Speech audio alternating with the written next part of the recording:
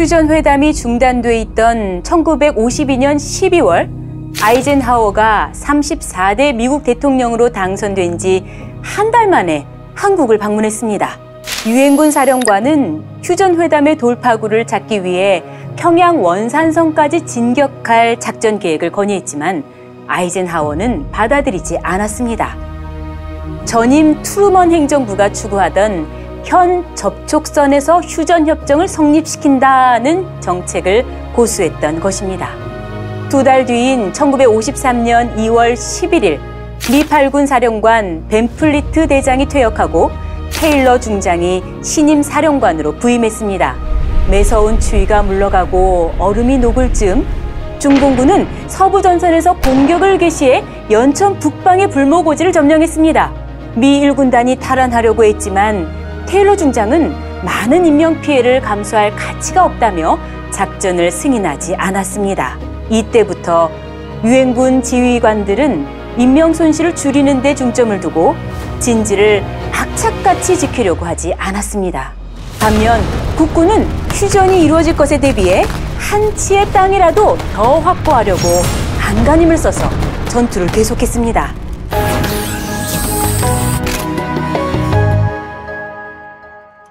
(1953년 3월 5일) 인류 역사상 최악의 독재자로 불리는 소련 수상 스탈린이 갑자기 뇌졸중을 일으켜 75세로 사망했습니다.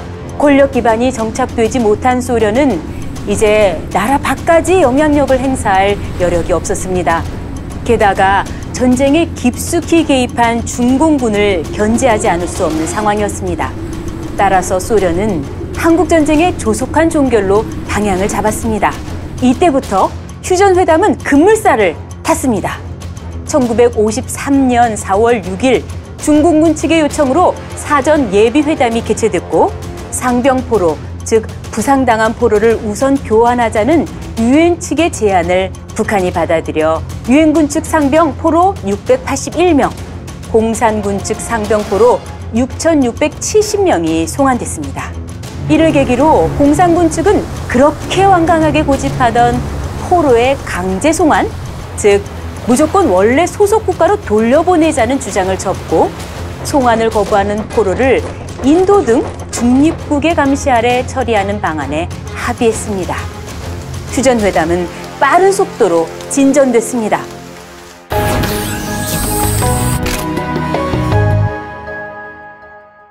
그러나 이승만 대통령과 대한민국 국민들은 휴전 후 국가안보에 대한 아무런 보장 없이 휴전만 덜컥 성립되는 것을 원하지 않았습니다. 남한에 수용돼 있던 공산군 포로들도 마찬가지였습니다. 이들 중 상당수는 남한에 살다가 강제로 북한군에 끌려갔던 사람들이었습니다. 원래 북한 출신인 포로들 중에는 많은 사람이 공산 치하로 돌아가기를 원치 않았습니다. 공산군이 무조건적 강제 송환 대신 제3국의 심사에 맡기자는 데 합의했지만 남쪽에 살고 싶은 반공 포로들은 인도 등 제3국의 심사에 자신들의 운명을 맡기고 싶지 않았습니다. 1953년 6월 8일 포로 송환 문제가 타결되자 한국 내의 휴전 반대 운동은 최고조에 달했습니다. 이승만 대통령은 극단적인 처방을 결심하게 됩니다. 바로 반공 포로들을 제3국의 심사에 맡기는 대신 무조건 석방해버리는 반공포로 석방 사건입니다.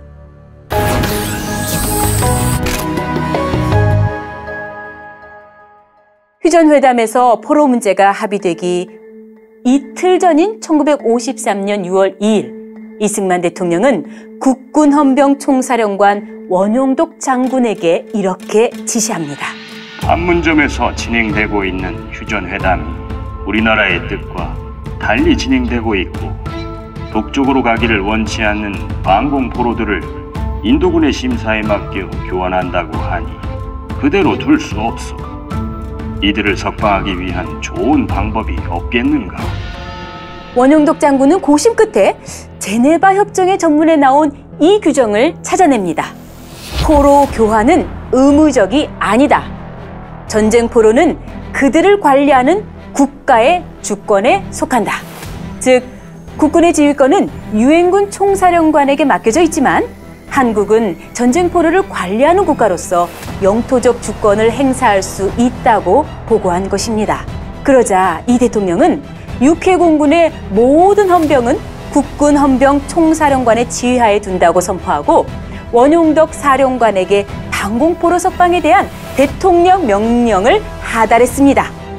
이 명령은 6월 18일 거제, 광주, 마산, 부산, 영천, 논산 등 7개 수용소에 비밀리에 하달됐습니다. 명령에 따라 35,400명의 방공포로 중 26,930명이 석방됐습니다. 탈출 도중 61명이 사망하고 116명이 부상, 그리고 8,293명은 탈출 기회를 놓쳤지만 이들도 1954년 1월 풀려나 자유의 몸이 됐습니다. 반공포로가 석방됐다는 사실이 보고되자 처칠 영국 총리는 면도를 하다 놀라 면도칼에 얼굴을 베고 말았습니다. 그만큼 이 사건은 전 세계를 깜짝 놀라게 했습니다. 전 세계 최대의 이슈였던 한국전쟁의 휴전이 공산군 측의 반발로 무산될 수도 있는 사건이었기 때문입니다.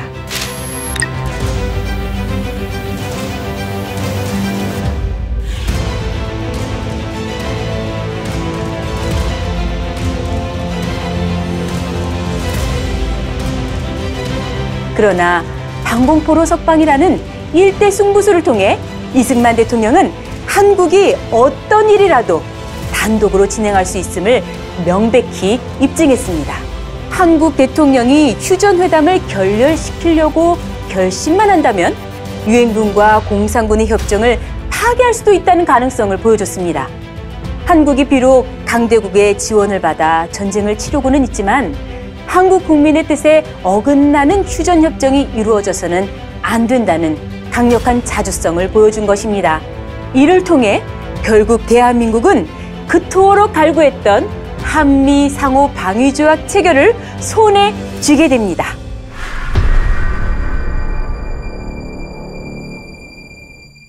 지금까지의 내용은 도서출판 휘선, 박윤식 저, 대한민국 근현대사 시리즈 내용을 간략하게 정리한 것입니다. 공정하고 객관적인 역사의 기록이 이 책에 실려 있습니다. 대한민국의 근현대사, 옛날 얘기가 아니라 바로 오늘의 이야기입니다.